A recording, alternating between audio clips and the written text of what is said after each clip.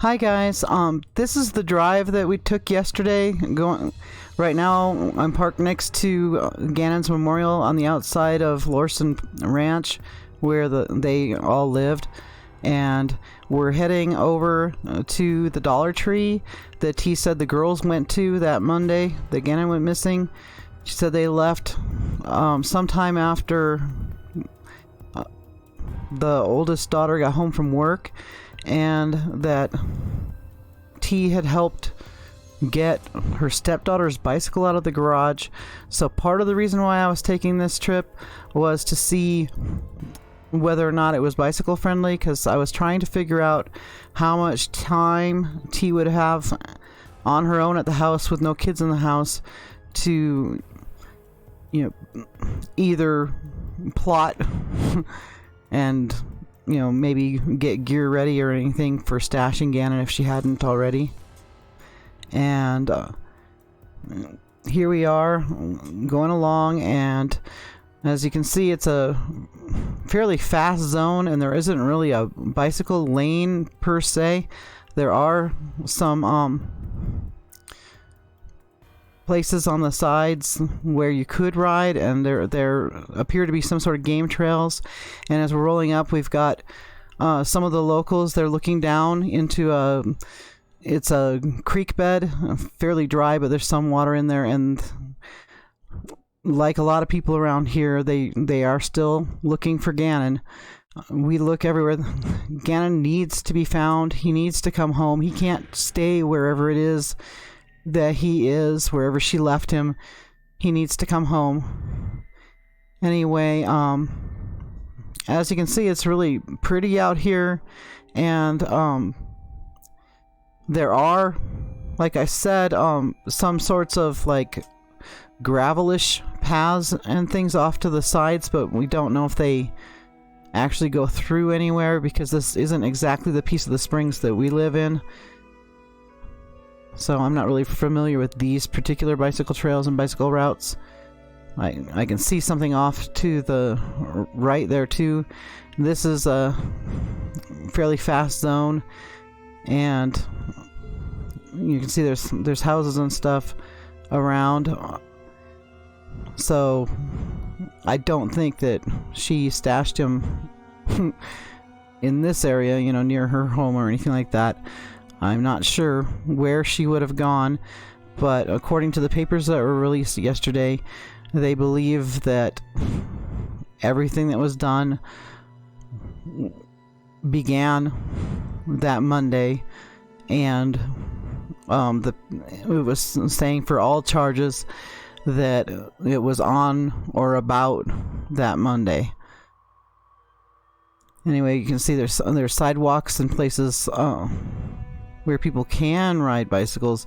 It's actually, we've got this going at about double speed, because it actually takes, with traffic and such, it takes about 10 minutes.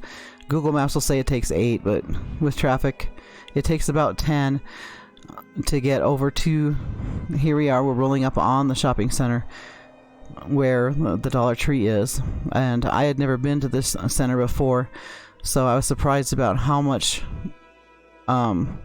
things there were available that might catch a kid's interest, because Dollar Tree is right over here to the left, as well as a Safeway, which is a grocery store, and there are lots of fast food places in here too, places where you can get ice cream, burgers, sub sandwiches.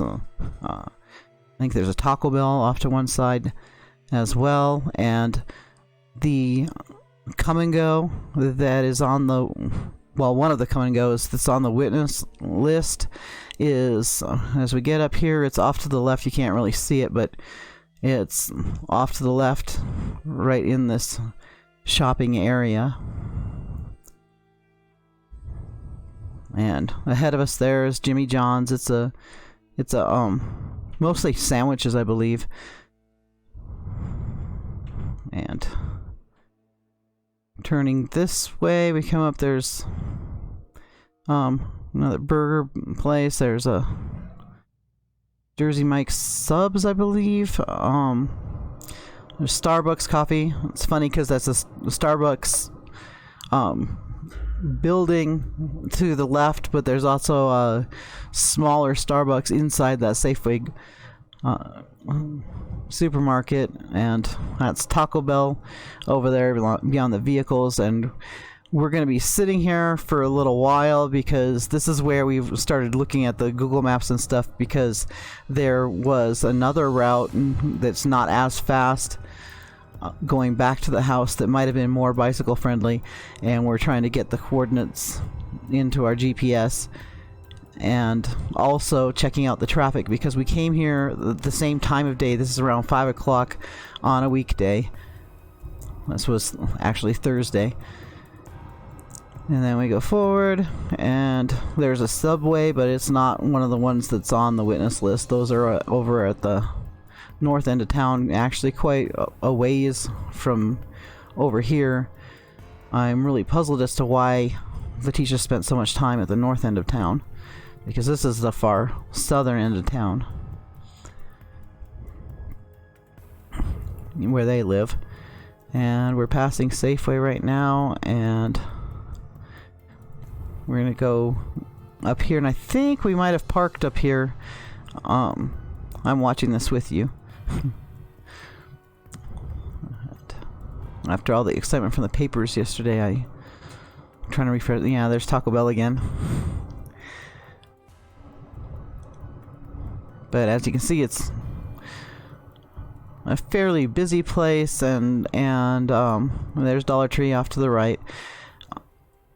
So I'm thinking that T probably, even though this is really close to the house, she probably had at least an hour alone without the girls, because even if they just were shopping at the Dollar Tree this time of day, there's a lot of people shopping, so it would have taken a while to get checked out, and they're kids, so they probably dawdled a bit, and they may have gotten something to eat. Who knows what else they might have done at the shopping center, because of course all T said was that they went to Dollar Tree, but she's not very forthcoming. She doesn't really even speak in full sentences a lot of the time, so she may or may not have said the whole deal about that. Maybe she didn't want anybody to know how long the kids were gone, if she was still doing cleanup or whatever and needed them out of the house. And now we're gonna go up here, and we're heading back towards the memorial. The memorial, like I mentioned, is right at the front of their housing tract. Is what we call the different neighborhoods, our tracts. And we're gonna go back, and a little ways up we're gonna actually turn right and go past a park and through another housing development. It's like I said, a different route. It's a little bit slower than the route we took going to the shopping center, and we can see that there are places to bicycle along here. That's a park off to the left, and there's actually a bunch of people gathered there. There was a kids soccer game going on, and here we go through this track, and we don't know if maybe there are shortcuts that people that lived in this area might know that they could go through on bicycles. But by this point, I was thinking that the kids probably did not take bicycles and probably just went in one of the cars. Most likely the daughter's car.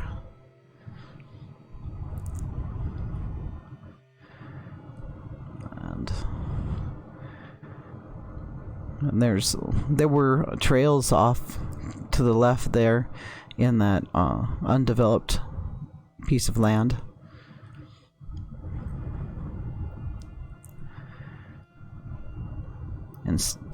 and even with all the development that's going on in the houses, there's still a lot of open space. But this part of Colorado is kind of flat. It's the foothills, and we're not up in the mountains, and we're not in the heavily treed area.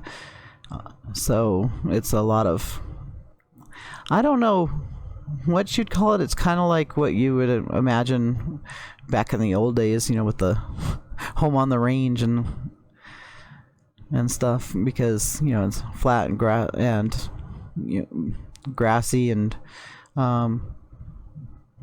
natural vegetation in some parts of it, and other parts of it it's like grass for livestock.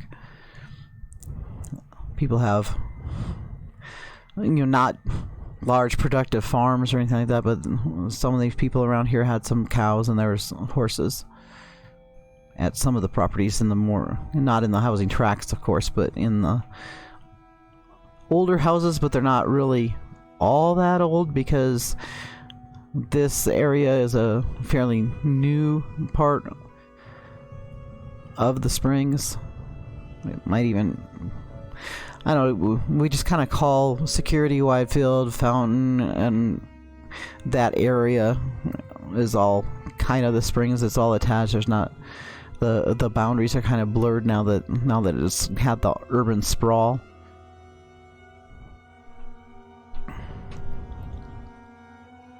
And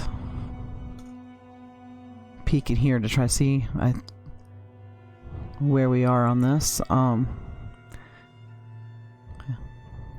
Still not really a bike path. There's you'd have to be riding on the shoulder in this, I forget if it's a 45 or a 50 zone, and rolling back up on, there's the memorial on the right. And that was it.